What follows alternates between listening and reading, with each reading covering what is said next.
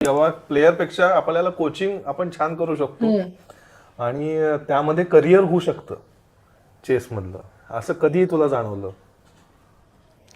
Great. हा फार मस्त प्रश्न आहे. सो झालं कसं, जेव्हा कोविड वेव्ह लागली तेव्हा स्टार्टिंगला मी कोचिंग असंच करायला स्टार्ट केलं होतं की आत्ता बेसिकली कुठल्या टुर्नामेंट्स नाही आहेत. सो माझा पहिला विचार हा होता की मी काही दिवस कोचिंग करीन आणि ते झालं, एकदा टुर्नामेंट्स परत स्टार्ट झाल्या की माझी जी जर्नी आहे ती मी परत कंटिन्यू करेन ग्रँडमास्टर बनायची.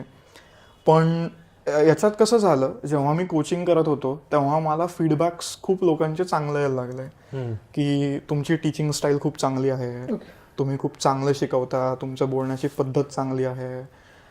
आणि इव्हेंच्युअली मला असं लक्षात आलं की माझं कोचिंग जे आहे, टीचिंग जे आहे ते लोकांना आवडतं आणि प्लस त्यांना जी व्हॅल्यू मिळते, म्हणजे लोक जे सांगायचे मला 2 वर्ष मी स्टॅग्नंट होतो,